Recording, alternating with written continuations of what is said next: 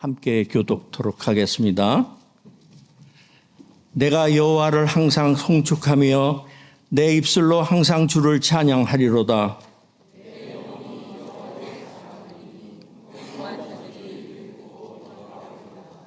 나와 함께 여호와를 광대하시다 하며 함께 그의 이름을 높이세.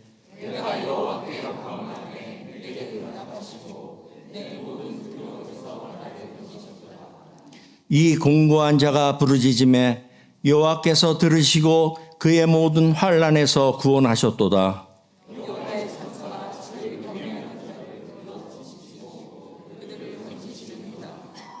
너희는 여호와의 선하심을 맛보아할지어다.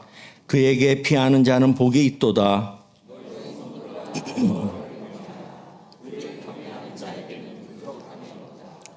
젊은 사자는 궁핍하여 줄일지라도 여호와를 찾는 자는 모든 좋은 것에 부족함이 없으리로다. 아멘.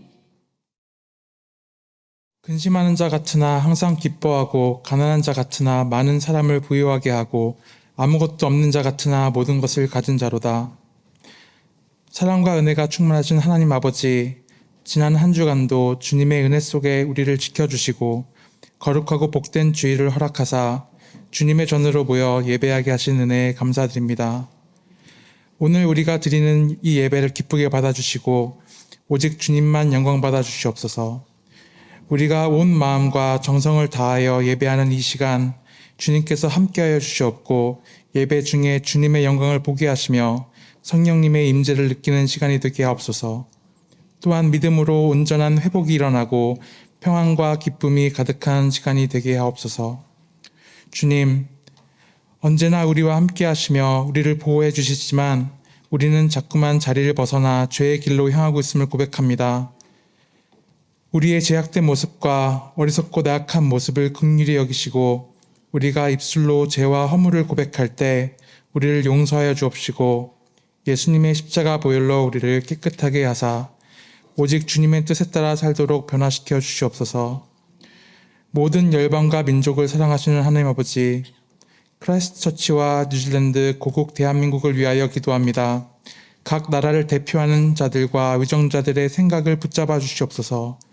주님께 지혜를 구하게 하시고 주님이 주시는 지혜로 나라를 이끌게 하시어 전쟁과 갈등 대신 하나님의 방법과 뜻을 향해 나아갈 수 있도록 도와주시옵소서. 그리하여 이 나라와 열방 가운데 예수님의 이름이 가득하고 세상 곳곳에 복음이 넘치도록 하여 주시옵소서.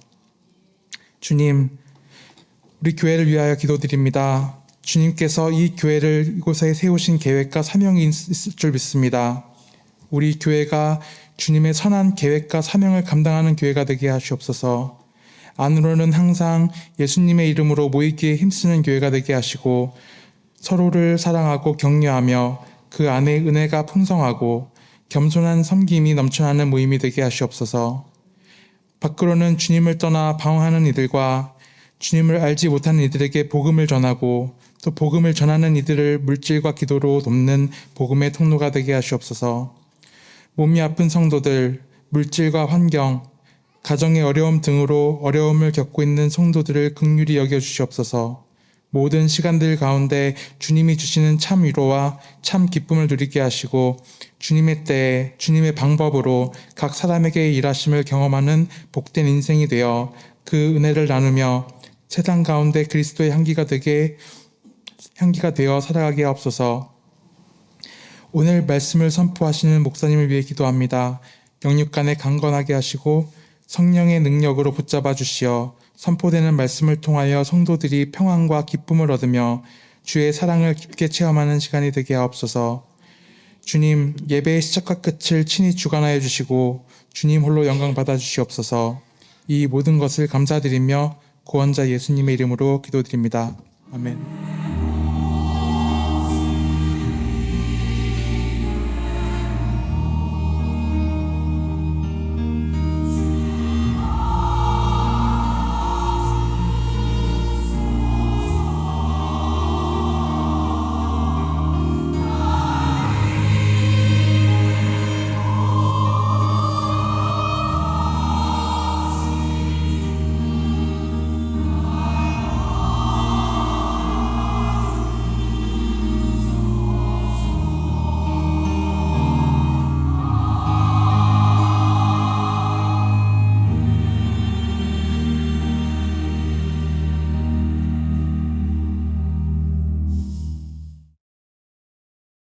그리고 교회 소식 우리 나누겠습니다. 6월 사역 안내 봐주시면 오늘 새가족 환영회 있고요. 다음 주 주일에 허브장 모임이 있습니다. 주보 앞면에 인도네시아 단기 선교팀 저희 사진을 올려드렸는데요. 이 빨간색 하얀색이 인도네시아 국기 콘셉트입니다. 잘 나왔죠? 네. 인도네시아 단기 선교팀 오늘 2시에 목양실에서 모임이 있습니다. 저희 7월 15일부터 22일 다녀옵니다. 그 주보에 명단 올려드렸으니까요. 저희 위해서 기도해 주시고요. 기도 제목 올려드렸습니다. 우리 김한성 선교사님, 유수님 선교사님들 위로하려고 갑니다. 그래서 이분들 통해서 99% 무슬림 국가 인도네시아가 복음이 매일 확장될 수 있도록 여러분 기도해 주시고요. 우리 선교사님 돌보시는 고아 아이들 정말 잘 자라고 있습니다. 너무 신앙생활 잘하고 있고 학교도 잘 다니고 있습니다. 이 아이들을 위해서 우리 교회 성도라고 저는 생각합니다. 그래서 가는 겁니다. 항상 기도해 주시고요. 짧은 시간이지만 저희 예비하신 영혼들 공항 도착하는 순간부터 만나는 모든 영혼들 하나님께서 복음 전도하게 하시는 영혼들이 마음이 이미 다 활짝 열려 있어서 예수님의 복음이 잘 전도될 수 있도록 함께 저희 다녀올 때까지 이 기도 제목 계속 올려드리겠습니다. 기도해 주시기를 부탁드립니다. 새가족분들 오늘 새가족 환영회 잊지 마시고요. 5시에 우리 시작합니다. 그래서 종칼미 신학교는 오늘 휴강하고 다음 주에 또 모이겠습니다. 이번 돌아오는 주는 둘째 주일입니다. 그래서 수요 저녁 예배는 부목사님 설교해 주시고 성령 대망에는 제가 설교하도록 하겠습니다. 성경책으로 511쪽입니다. 다 함께 합독토록 하겠습니다. 다윗이 죽을 날이 임박함에 그의 아들 솔로몬에게 명령하여 이르되 내가 이제 세상 모든 사람이 가는 길로 가게 되었노니 너는 힘써 대장부가 되고 네 하나님 여호와의 명령을 지켜 그 길로 행하여 그 법률과 계명과 율례와 증거를 모세의 율법에 기록된 대로 지키라. 그리하면 네가 무엇을 하든지 어디로 가든지 형통할지라. 여호와께서 내 일에 대하여 말씀하시기를 만일 네 자손들이 그들의 길을 삼가 마음을 다하고 성품을 다하여 진실이 내 앞에서 행하면 이스라엘 왕위에 오를 사람이 내게서 끊어지지 아니하리라 하신 말씀을 확실히 이루게 하시리라. 수리아의 아들 요압이 내게 행한 일, 곧 이스라엘 군대의 두 사령관 네레의 아들 아브넬과 예델의 아들 아마사에게 행한 일을 네가 알거니와 그가 그들을 죽여 태평시대에 전쟁의 피를 흘리고 전쟁의 피를 자기의 허리에 띈 띠와 발에 신은 신에 묻혔으니 네 지혜대로 행하여 그의 백발이 평안히 수월에 내려가지 못하게 하라. 마땅히 길라 바르실레의 아들들에게 은총을 베풀어 그들이 네 상에서 먹는 자 중에 참여하게 하라. 내가 네 형 압살롬의 낯을 피하여 도망할 때 그들이 내게 나왔느니라. 바울인 베냐민 사람 게라의 아들 시므이가 너와 함께 있나니 그는 내가 마하나임으로 갈 때 악독한 말로 나를 저주하였느니라. 그러나 그가 요단에 내려와서 나를 영접함으로 내가 여호와를 두고 맹세하여 이르기를 내가 칼로 너를 죽이지 아니하리라 하였노라. 그러나 그를 무지한 죄로 여기지 말지어다. 너는 지혜 있는 사람이므로 그에게 행할 일을 알지니 그의 백발이 피 가운데 수월에 내려가게 하라. 다윗이 그의 조상들과 함께 누워 다윗성에 장사되니 다윗이 이스라엘 왕이 된 지 40년이라. 헤브론에서 7년 동안 다스렸고 예루살렘에서 33년 동안 다스렸더라. 아멘.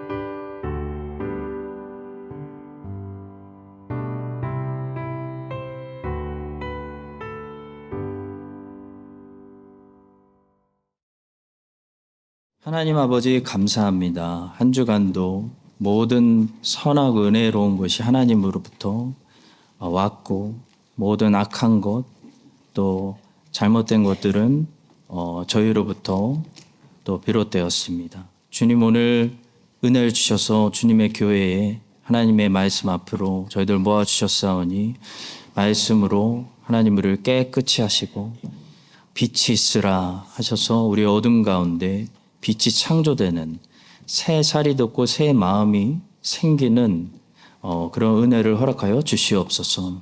주의 백성들이 드리는 헌금을 하나님 기쁘게 받아주시옵소서. 11조로 드리는 자들의 하나님 언약을 기억하사 새로운 10의 10을 신실하게 채워주시옵소서. 감사 헌금으로 드리는 자들 감사할 제목들이 더 많이 생겨나게 하시고 주일 헌금으로 하나님 경배하는 자들 하나님 복된 주일에 안식일에 은혜를 허락하여 주시옵소서.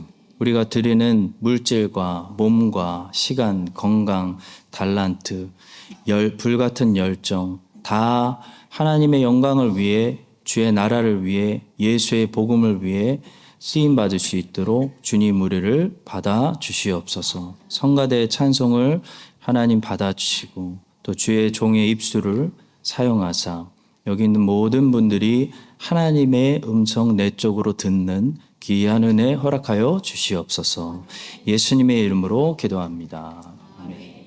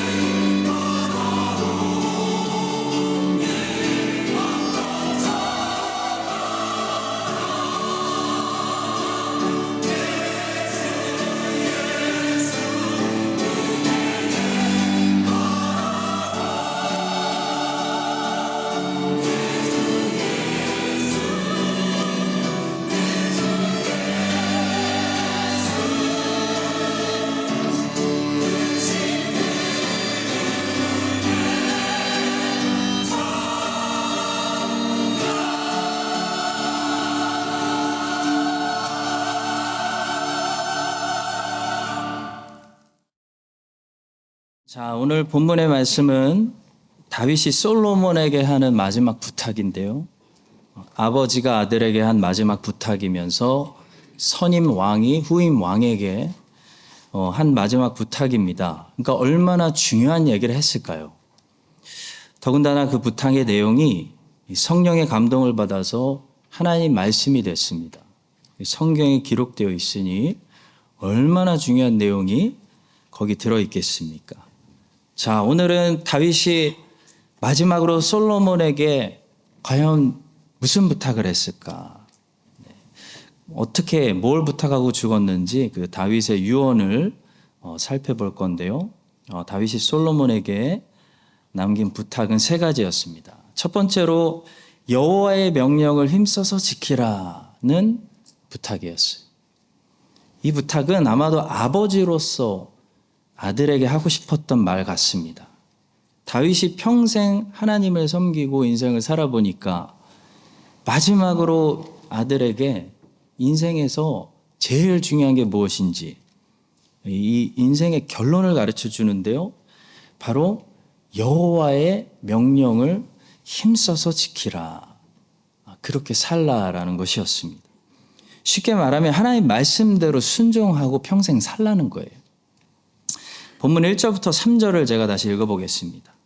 다윗이 죽을 날이 임박하매 그의 아들 솔로몬에게 명령하여 이르되 내가 이제 세상 모든 사람이 가는 길로 가게 되었노니 너는 힘써 대장부가 되고 내 하나님 여호와의 명령을 지켜 그 길로 행하여 그 법률과 계명과 율례와 증거를 모세율법에 기록된 대로 지키라.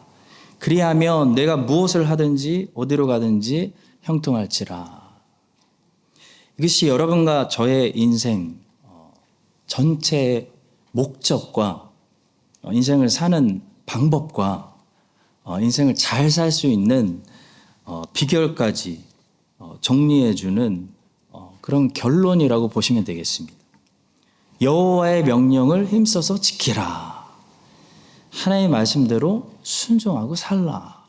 이게 결론입니다. 이것이 인생의 목적이고요. 인생의 모든 역경들을 이겨내는 방법이고 인생을 잘 살 수 있는 비결입니다. 저희 장인어른께서 작년 초에 갑자기 소천하셨어요. 소천하시기 전에 마지막으로 영상통화했던 것이 언제였나 생각해 보다가 언제였는지가 생각이 났습니다. 그때는 마지막인지 모르고 영상통화했는데요. 아버님께서 저희들의 이야기는 듣지 않으시고 일반 통행으로 계속 말씀하시는데 저희 아버님께서 말씀하시는 결론 그거였어요. 배서방, 하나님 말씀 잘 들으면 하나님이 너에게 복을 주신다. 아멘이죠. 임정선 사모, 저희 아버님은 딸에게 임정선 사모라고 부르셨어요. 임정선 사모, 아버지 말 잘 들어라. 하나님 말씀 잘 들으면 하나님이 너에게 복을 주셔. 이게 저희 아버님께 마지막으로 이 땅에서 들은 말씀이 되었는데요. 시간이 갈수록 다른 말씀이 아니라 그 말씀 해준 것이 저희 부부에게 얼마나 힘이 되고 감사한지 몰라요. 정답을 말씀해 주신 거잖아요. 여러분, 부모가 정답을 가르쳐 주지 않고 오답을 가르쳐 줘가지고 10하루길이면 도착할 수 있는 인생을 38년 동안 평생 돌아가는 인생을 사는 자식들도 세상에 얼마나 많습니까? 부모가 자녀에게 정답을 알고 다윗이 지금 솔로몬에게 정답을 가르쳐 주는 거예요. 너 인생의 정답이 뭔지 알아? 여호와의 명령을 힘써서 지키라라는 거예요. 이 부모가 자녀에게 정답을 가르쳐 주는 것이 얼마나 큰 선물인지 모릅니다. 여러분 기억하십시오. 부모가 돌아가면요. 다른 거 다 고맙지만 제일 고마운 게 나에게 신앙을 가르쳐 준 거예요. 나에게 진리를 가르쳐 주신 거예요. 나에게 주일 성수가 왜 평생 중요한지 몸소 가르쳐 주시고 어느 교회를 가든 그 목사님한테 어떻게 고마움을 표현해야 하는지 가르쳐 주시고 교회를 항상 어떻게 사랑해야 되는지, 아무리 교회가 부족해도 네가 가는 교회마다 교회를 왜 사랑해야 되는지 가르쳐 주시는 게, 부모가 돌아가면요 자식이 제일 고마운 거예요. 여러분들도 그런 믿음의 부모님들 다 되시기를 주님의 이름으로 축복합니다. 우리 다 그런 믿음의 부모들 돼야 됩니다. 왜냐하면 하나님이 너무 예쁜 애들, 우리에게 과분한 애들을 맡겨주셨기 때문이에요. 안 그래요? 여러분과 저는 다 믿음의 부모가 돼야 될 책임이 있는 은혜 받은 사람들입니다. 다윗이 솔로몬에게 말했어요. 여호와의 명령을 힘써서 지키라. 하나님 말씀대로, 아들아, 솔로몬아, 하나님 말씀대로 순종하고 살아라. 그럼 하나님이 너에게 복을 주신다고, 네가 뭘 하든 어딜 가든 여호와께서 너에게 복을 주신다고 정답을 주고 다윗은 떠났습니다. 존 메가더 목사님이 쓰신 책 중에 The Gospel According to Jesus라는 책이 있어요. 미국에서 히트를 친 책인데, 이 책은 특히 미국에 있는 현대 그리스도인들이 예수님을 순종의 대상, 주님으로 영접하지 않고 그냥 나에게 좋은 친구, good friend, 친구가 되어주시는 분 정도로 생각하고 살아가는 것이 얼마나 잘못된 신앙이고 이게 얼마나 위험한 생각인지 말씀해 주는 책이에요.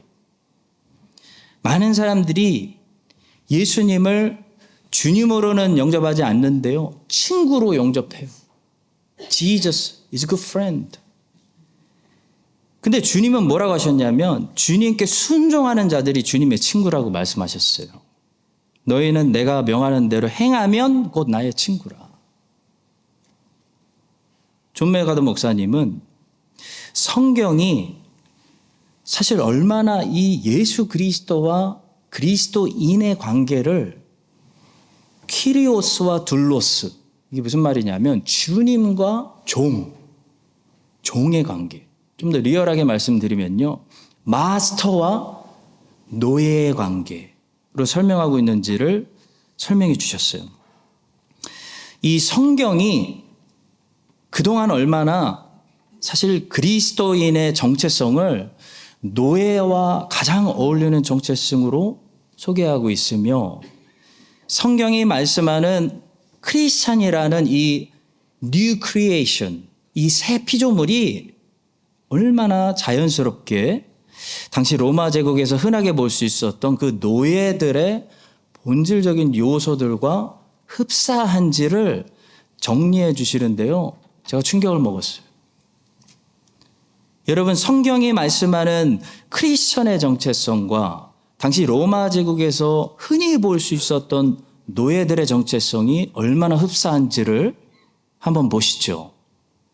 성경은 그리스도인들이 하나님의 주권적인 선택하심으로 그리스도인이 되었다고 말합니다.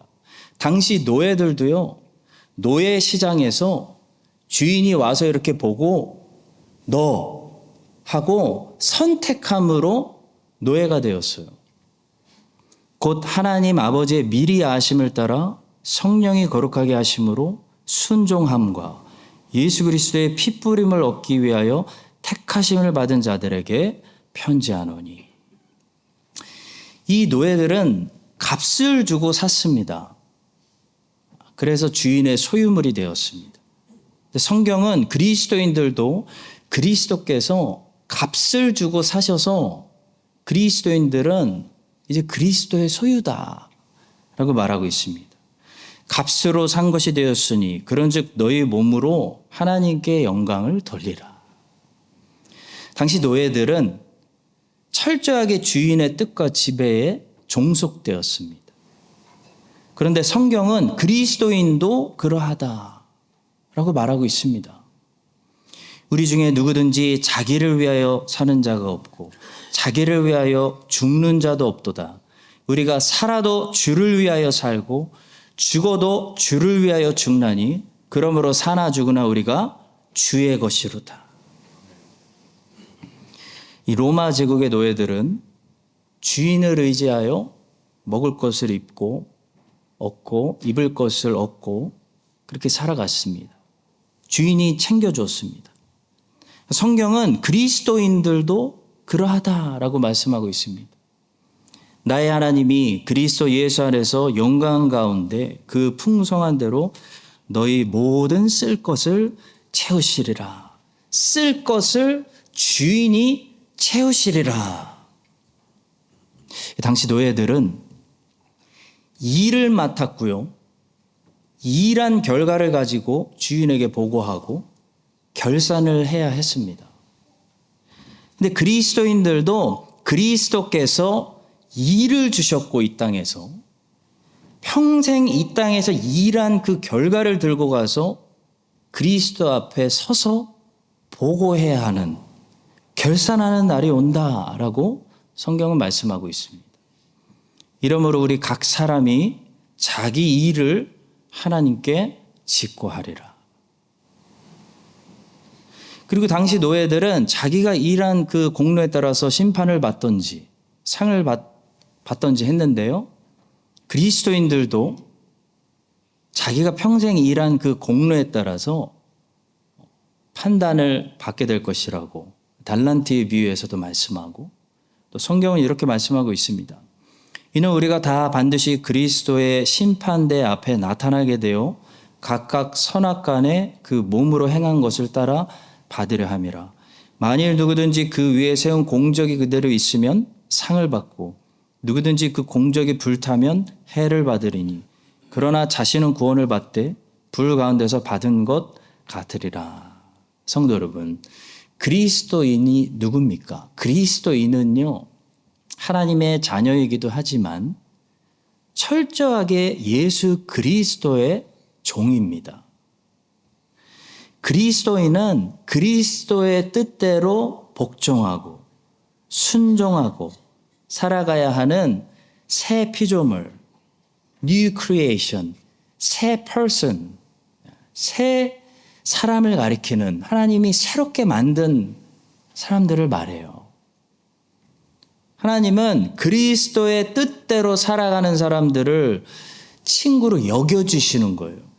어떻게 사람과 하나님이 친구가 되겠어요? 친구로 여겨주시는 거예요. 그리고 그리스도의 뜻대로 순종한 사람들에게만 상을 주시고요. 구원을 주십니다. 여러분과 제가 이 사실을 오늘 첫 번째로 오늘 주일 아침에 기억하고요. 다윗이 솔로몬에게 부탁한 말씀. 솔로몬아, 너는 힘써 대장부가 되어서 여호와의 명령을 지키라. 하나님 말씀에 순종하라. 이 말씀에 순종하여서 여러분과 저의 평생에 하나님 말씀을 잘 순종하여 하나님이 우리에게 복을 주시는 그리스도의 뜻대로 살아가는 마땅한 그리스도인들이 되시기를 예수님의 이름으로 축복합니다. 자, 두 번째로 다윗은 솔로몬에게 공의롭게 재판을 완성해 달라고 부탁했습니다. 이 두 번째 부탁은 선임 왕으로서 후임 왕에게 부탁하는 말씀이라고 볼 수 있습니다.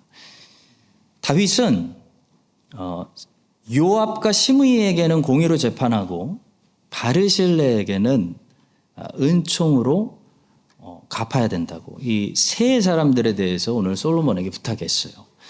자, 다윗이 이 세 사람들에 대해서 솔로몬에게 부탁하고 있는 이유가 있습니다. 다윗이 이 세 사람들에 대해서만큼은 왕으로서 그들 각자가 마땅히 받아야 되는 대로 이때까지 갚아주지 못했기 때문이에요. 재판장으로서 이 세 사람들에 관한 일들은 다윗이 처리하지 못했어요.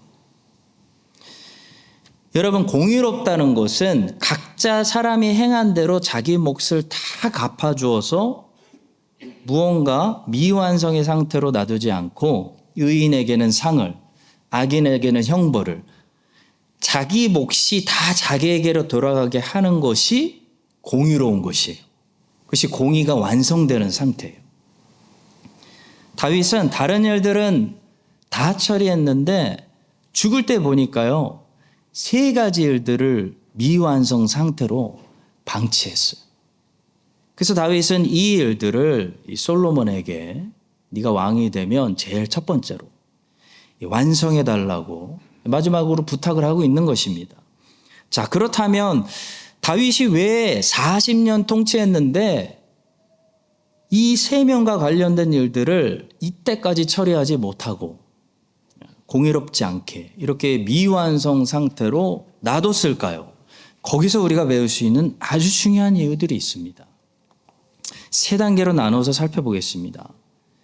먼저 요압 재판입니다. 다윗이 이때까지 요압을 방치해둔 이유는요. 다윗이 요압에게 약점을 잡혔기 때문입니다. 요압은 3번이나 다윗의 명령을 어기고 다윗의 사람들을 죽였던 엄청난 죄를 지은 사람이었어요. 첫 번째로 북이스라엘의 군대 장관이었던 아브넬을 죽였고, 두 번째로 다윗이 세운 새로운 군대 장관이었던 아마사를 죽였고, 세 번째로 다윗이 살려두라고 명령했던 압살롬을 죽였습니다. 왕이 평화조약 맺은 사람을 죽였고, 왕이 임명한 사람을 죽였고, 왕의 아들을 죽인 거예요. 엄청난 범죄 경력을 가지고 있는 이 사람이 어떻게 이 나라에서 아무 처벌도 받지 않고 아무 형도 살지 않고 이렇게 멀쩡히 이때까지 살 수 있었냐는 거죠. 바로 다윗이 요압을 손대지 못한 이유는 다윗이 이 사람에게 결정적인 약점을 잡혀 있었기 때문입니다. 다윗이 밧세바하고 간음하고 밧세바하고 임신했을 때 자기 범죄를 가리기 위해서 뭘 했습니까? 전쟁터에 있는 밧세바의 남편을 급히 불러가지고 이 밧세바 뱃속의 아기가 자기 아기가 아닌 것처럼 이 일을 이렇게 꾸며보려고 했는데 이게 잘 안 됐어요. 그래서 다윗이 요압에게 아무도 모르게 무슨 명령을 내렸습니까? 우리야를 전쟁터의 가장 위험한 곳에 포진시켜가지고 아무도 모르게 아주 자연스럽게 우리야가 전쟁하다가 전사한 것처럼 해야 된다. 이런 악한 명령을 내렸어요. 그래서 요압이 이 일을 커버해 주었습니다. 요압이 사람을 보내 그 전쟁의 모든 일을 다윗에게 보고하세. 혹시 왕이 노하여 내게 말씀하시기를 너희가 어찌하여 성에 그처럼 가까이 가서 싸웠느냐? 그들이 성 위에서 쏠 줄을 알지 못하였느냐? 하시거든 내가 말하기를 왕의 종 햇사람 우리야도 죽었나이다. 아 그래? 그럴 수도 있지 뭐. 전쟁하다 죽을 수도 있지 뭐. 이렇게 일이 끝났어요. 성도 여러분, 공의로워야 하나님의 공의가 우리를 통해 실현될 수가 있어요. 아멘이죠. 다윗이 다른 사람들은 다 재판해도 이런 살인자를 요압을 재판하지 못했어요. 여러분 369가 가도 이 정도 3번 공개적으로 살인한 사람은 형 살아요. 다윗이 왜 못했냐면 다윗은 요압 앞에서 공의롭지 못한 비겁한 왕이었기 때문입니다. 요압이 마땅히 받아야 할 처벌이 이렇게 지연이 되고 솔로몬 때까지 연기가 된 것은 재판장 다윗이 재판할 수 있는 자격을 상실했기 때문에 오늘날 그리스도인들이 세상을 판단할 자격을 상실하고 있는 거하고 똑같아요. 우리도 똑같은데 우리가 무슨 얘기를 하겠어요? 우리도 똑같은데 무슨 진리를 선포하겠어요? 그래서 요압은 재판장의 자격이 있는 솔로몬의 손을 통해서 자기 몫을 받았습니다. 요압이 자기가 뿌린 대로 자기 몫을 받게 되었을 때 비로소 하나님의 공의가 그 나라에 살아난 거예요. 실현된 거예요. 성도 여러분, 우리 모두가 함께 이 중요한 레슨을 기억해야 됩니다. 하나님의 공의가 하나님의 백성들을 통해서 실현되기 위해서 여러분과 제가 하나님의 공의를 실현시키는 도구로서 세상에 부끄러움 잡힐 게 없어야 돼요. 다니엘을 털털 털어도 털리는 게 없었던 것처럼 세상 앞에 흠 잡힐 것이 없는 그런 아름다운 사람들, 그런 교회, 그런 주의 백성들 되시기를 주님의 이름으로 축복합니다. 자, 두 번째로요. 언제 공의가 또 이렇게 잠시 지연될 수가 있냐면 우리가 용서했을 때 공의가 잠시 지연될 수가 있습니다. 이것이 심의의 케이스인데요. 이때 지연되는 지연은 나쁜 지연이 아니라 좋은 지연이라고 할 수가 있습니다. 시므이도 다윗에게 죽을 죄를 지었습니다. 다윗이 압살롬의 반역을 피해서 도망갈 때 시므이가 쫓아오면서 흙 뿌리면서 욕하고 막 저주했어요. 그런데 압살롬의 반역이 제압되고 다윗이 돌아오니까 시므이가 제일 먼저 나와가지고 용서를 구했어요. 그래서 다윗은 용서해 주었습니다. 잘한 걸까요? 네, 잘한 겁니다. 여러분, 우리도 이렇게 우리에게 잘못한 사람들이 용서해 달라고 하면요, 용서해 줘야 돼요. 그게 하나님의 뜻이에요. 그것이 성경의 가르침이죠. 7번을 70번이라도 용서해 줘야 돼요. 자, 그러나 시므이의 결말을 보면서 우리는 아주 중요한 사실을 보게 되는데요. 다윗이 시므이의 잘못을 용서해 주었다고 해서 시므이의 잘못이 하나님 앞에 다 해결된 것은 아니었다는 거예요. 다윗은 시므이를 용서했지만 하나님은 회개하지 않은 시므이를 용서하지 않으셨습니다. 시므이는 죽을 때까지 회개하지 않았어요. 그거 어떻게 알 수 있냐면 하나님의 세우신 다윗 정부를 끝까지 미워하는 베냐민 지파 사람, 야당으로 살았습니다. 이것은 시므이가 하나님께 회개하지 않았다는 거예요. 그래서 다윗의 시므이 용서는 사실 다윗이 살아있을 때까지만 시므이에게 유효했습니다. 다윗이 죽으니까 하나님께서 어떻게 하셨냐면 솔로몬을 통해서 시므이의 죄를, 회개하지 않는 죄를 그에게 공의롭게 갚으시는 것을 우리는 보게 돼요. 성도 여러분, 그래서 우리가 우리에게 잘못한 사람들을 용서한다는 것은 우리가 죄를 사면한다는 것이 아닙니다. 왜 용서가 어렵냐면 우리가 사면한다고 생각하니까 어려운 거예요. 이게 영원히 없어진다고 생각하니까 용서를 못하는 거예요. 없어지는 게 아니에요. 우리가 우리에게 잘못한 사람들을 용서한다는 것은요, 재판을 공의로운 재판장에게 맡긴다는 것이지 우리가 재판장이 돼가지고 내가 너를 사면해. 우리는 그런 권리가 없어요. 그런 게 용서가 아니에요. 사면은 그 사람이 정말 회개했을 때 재판장이신 하나님이 하시는 것이지 여러분과 저의 역할이 아닙니다. 그래서 우리가 용서한다는 것은 사면해 준다는 것이 아니고요.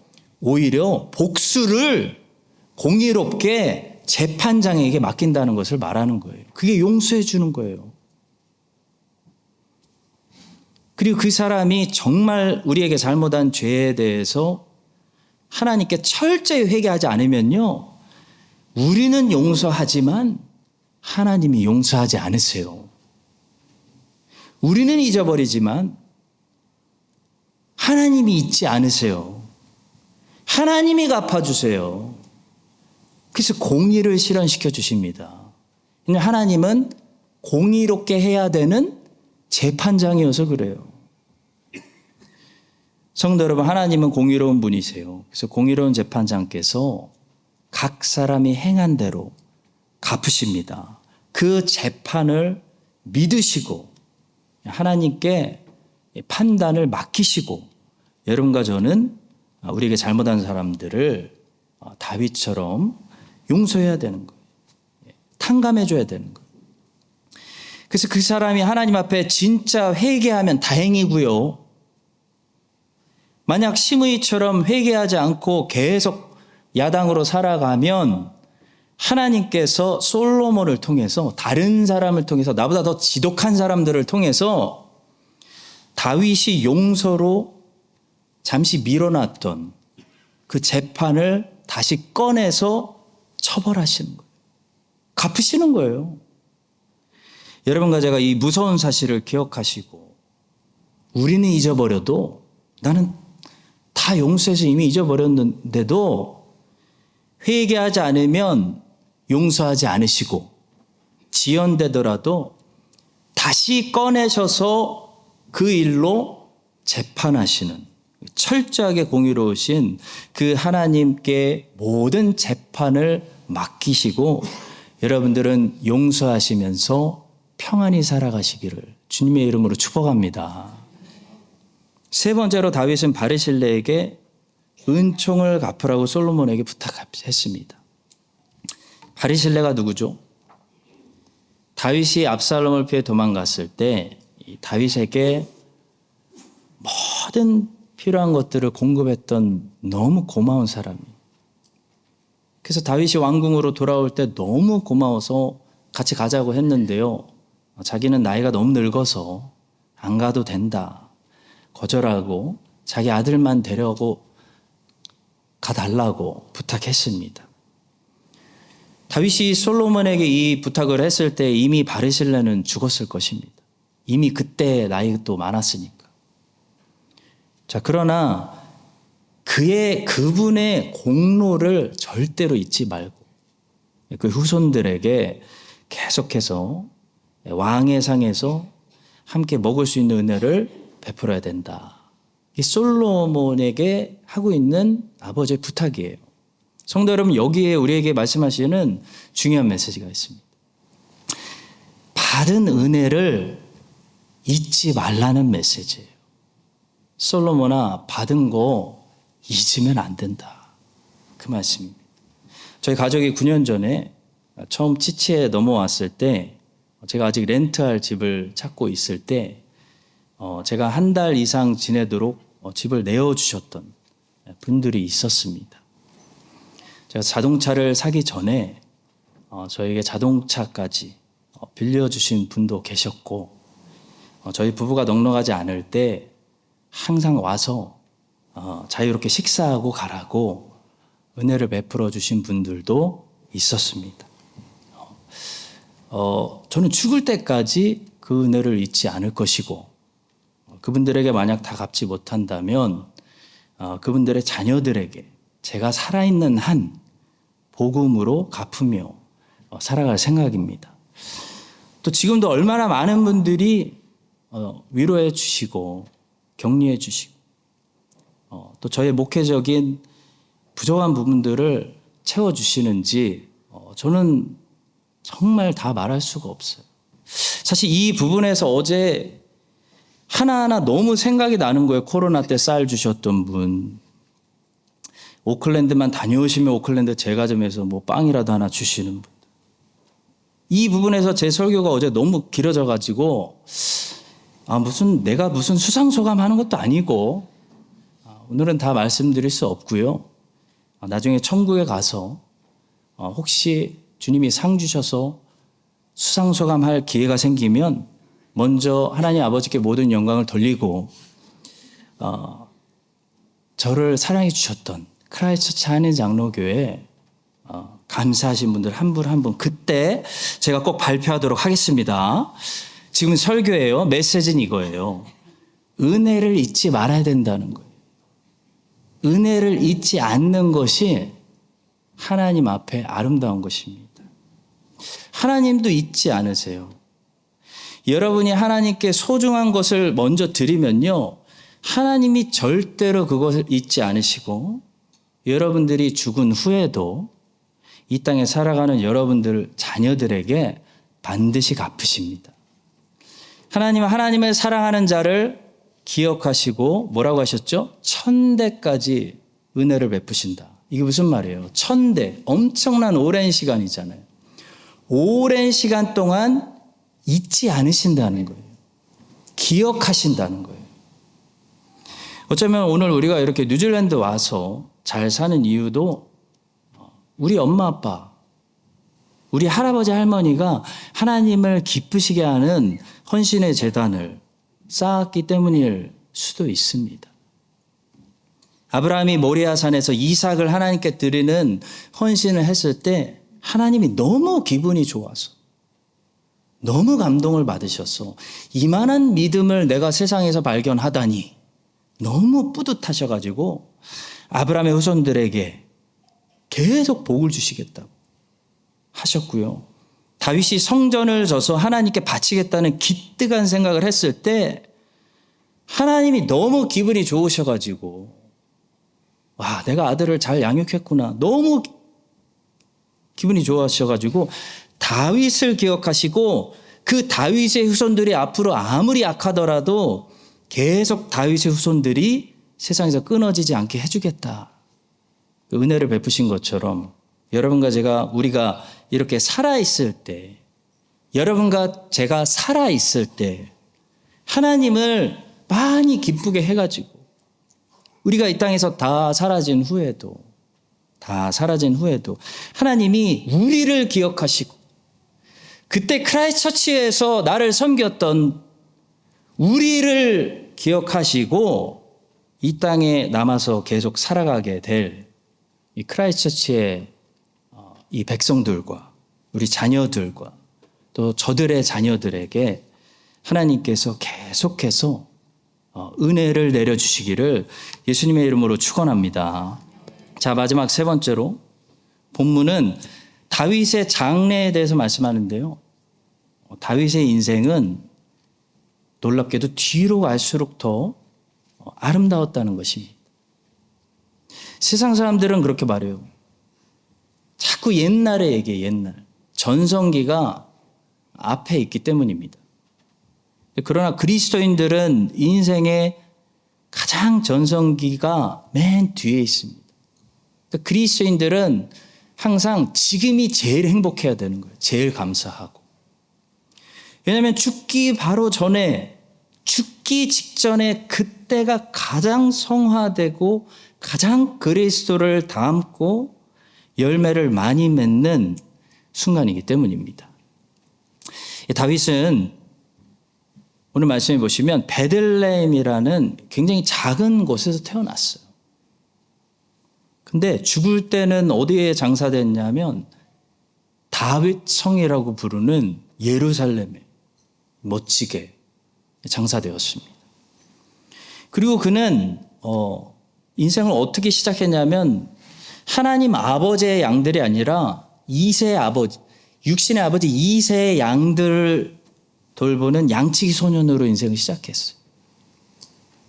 근데 점점 그런 큰 목자가 되었습니다.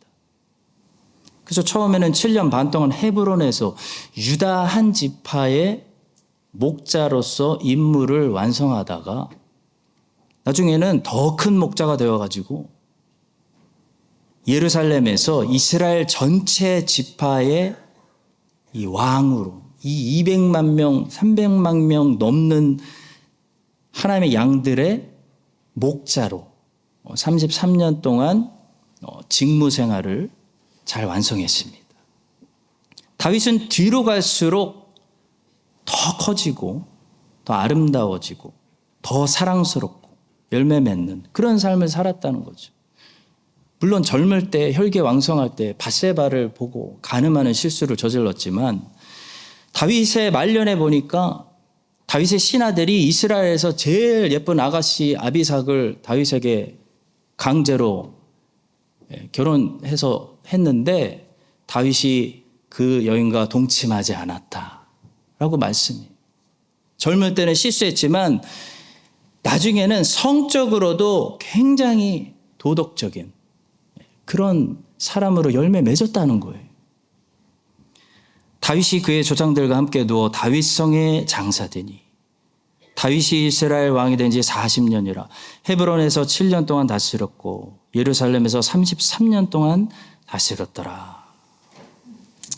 끝으로 요한계시록에 보시면요, 이 중간중간에 송령이라고 불리는 것이 독설러지 등장하는 것을 알 수가 있습니다. 송령은 뭐냐면 이 사도가 계시를 받아서 말씀을 기록하다가 잠깐 펜을 멈추고 흥분과 감동이 주체가 되지를 않아가지고 그 자리에서 무릎 꿇고 하나님을 향해 바로 경배드리는 그런 예배에 관련된 글을 송영이라고 부릅니다. 사도 바울의 편지에서도 자주 찾아볼 수 있죠. 근데 특히 사도 요한이 기록한 요한계시록에 자주 등장합니다. 근데 스펄전 목사님은 이 요한계시록을 연구하시다가 이 요한계시록에 기록된 송영들이 점점 뒤로 갈수록 발전한다는 사실을 발견하셨어요. 첫 번째 송영은 1장에 나오는데요. 여기서 예배자는 영광과 능력 두 가지로 주님께 경배하고 있습니다. 그의 아버지 하나님을 위하여 우리를 나라와 제사장으로 삼으신 그에게 영광과 능력이 세세토록 있기를 원하노라. 아멘. 자, 그런데 4장으로 가시면요. 예배가 이전보다 더 깊어지고 발전해서 두 가지가 아니라 이제 더 많은 제목들을 가지고 세 가지를 가지고 하나님께 돌려드리면서 예배가 이전보다 더 깊어지고 심오해지고 하나님을 알게 되며 이 묵상과 감사가 깊어지고 있다는 사실을 알 수가 있어요. 4장입니다. 그 생물들이 보좌에 앉으사 세세토록 살아계시는 이에게 영광과 존귀와 감사를 돌릴 때에 우리 주 하나님이요 영광과 존귀와 권능을 받으시는 것이 합당하오니 주께서 만물을 지으신지라 만물이 주의 뜻대로 있었고 또 지으심을 받았나이다 하더라. 그리고 5장으로 넘어가시면 5장의 송영이 또 나오는데요. 5장의 예배는 4장의 예배보다 더 발전해서 네 가지로 더 많은 것으로 하나님께 영광 돌리고 예배하고 있는 것을 볼 수가 있어요. 5장입니다. 내가 또 들으니 하늘 위에와 땅 위에와 땅 아래와 바다 위에와 또 그 가운데 모든 피조물이 이르되 보좌에 앉으신 이와 어린 양에게 찬송과 존귀와 영광과 권능을 세세토록 돌릴지어다. 그리고 눈치채셨는지 모르겠지만 계속 발전하고 있는 이 예배는요. 예배의 내용에서만 더 심오하게 더 깊이 발전하고 있는 것이 아니고요. 더 많은 예배자들이 더 많은 사람들이 함께 조인해가지고 예배가 계속 발전하고 있다는 것을 알 수가 있어요. 1장에서는 사도 요한만 예배하고 있는데 4장에서는 생물들과 24장로들이 예배하고 있는 거고요. 5장에서는 구원받은 모든 사람들과 더불어 5장부터는 이 땅의 모든 피조물들이 생물들과 더불어 함께 예배하고 있는 것을 보게 돼요. 그리고 요한계시록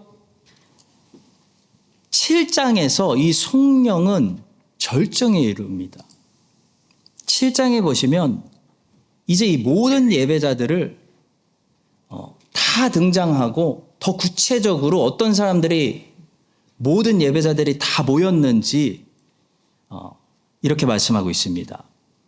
이 일 후에 내가 보니 각 나라와 족속과 백성과 방언에서 아무도 능히 셀 수 없는 큰 무리가 나와 흰 옷을 입고 손에 종려가지를 들고 보좌 앞과 어린 양 앞에 서서 큰 소리로 외쳐 이르되 구원하심이 보좌에 앉으신 우리 하나님과 어린 양에게 있도다 하니 모든 천사가 보좌와 장로들과 네 생물의 주위에 서 있다가 보좌 앞에 엎드려 얼굴을 대고 하나님께 경배하며 하고 있어요.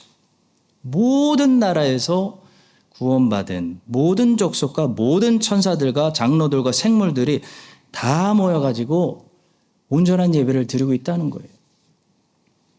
내용면에서도 이게 얼마나 온전한 예배가 되었냐면 처음에는 두 가지로 영광 돌리고 그 다음에는 더 많은 것으로 세 가지로 영광 돌리고 그 다음에는 더 풍성한 것으로 네 가지로 영광 돌렸던 이 예배가 이제는 완전수인 7가지로 영광을 돌리게 되는, 그러니까 이 피조물들의 가진 모든 것으로 하나님께 영광을 돌리게 되는 온전한 예배가 7장에서 드려지고 있다는 거예요. 그 다음 구절입니다. 이르되 아멘 찬송과 영광과 지혜와 감사와 존귀와 권능과 힘이 우리 하나님께 세세토록 있을지어다 아멘 하더라. 이 땅의 모든 노래들이 마침내 다 하나님만 찬양하고 이 땅의 모든 지혜들이 마침내 다 그리스도를 예배하는데 쓰임받고 모든 감사할 제목들과 모든 권능들과 이 땅의 피조물들의 모든 힘들이 마침내 다 하나님께만 영광을 돌리는 그런 예배가 드려지고 있다는 거예요. 사랑하는 성도 여러분, 우리의 예배는 이 온전함에 지금도 가야 합니다. 가까워져야 합니다. 그 얘기는 이 지상에서 드리는 우리 예배는 제일 온전함에 가까운 예배가 어디 있다는 거예요? 우리의 인생 마지막에 있어야 한다는 거예요. 여러분과 저의 이 땅에서의 장래 예배가 그동안 우리가 하나님을 영화롭게 해드렸던 모든 것들보다 아기 때부터 태어나서 내가 숨을 거두는 그 마지막 D-Day까지 나의 모든 것으로 하나님을 영화롭게 하는 모든 영광을 하나님께 올려드리는 그런 온전함에 제일 가까운 예배가 여러분과 저의 장래 예배가 되어야 된다는 거예요. 본문에서 다윗이 뒤로 갈수록 육체는 늙고 있지만 가장 열매 맺고 가장 성화되고 가장 순결하고 또 이 지혜가 가장 지혜로워요. 죽을 때. 가장 영광스러웠던 것처럼 여러분과 저의 삶도 계속해서 성장하고 성화되고 열매 맺고 풍성해져서 전성기가 청년의 때 있는 것이 아니고요. 그때는 뜨거웠지 이게 아니고요. 신앙의 정성기가 지금도 가장 뒤에 있는 그래서 그 신앙의 전성기로 이번 한 주도 여러분과 제가 새롭게 걸어가고 도약하시는 우리 모두가 될 수 있기를 예수님의 이름으로 간절히 축원합니다. 하나님 아버지 감사 찬송과 영광을 돌립니다. 값으로 사서 그리스도의 것으로 종들 삼아 주셨사오니 결산의 날에 상을 받을 수 있도록 이 땅에서 그리스도께 순종하는 삶을 살게 하여 주시옵소서. 하나님의 공의를 기억하며 마땅히 은혜 베풀 자들에게 은혜를 잊지 않고 베풀게 하시고 용서해야 할 자들에게는 용서를 베풀게 하시고 하나님의 공의를 실현되게 하는 그런 합당한 도구들이 되게 하여 주시옵소서. 다윗처럼 인생이 뒤로 갈수록 더 주님 앞에 많은 열매를 맺어서 하나님께 모든 영광 돌리며 마침내 천국에서 요한계시록 7장의 온전한 예배에 동참하는 예배자들이 되게 하여 주시옵소서. 예수님의 이름으로 기도합니다. 아멘.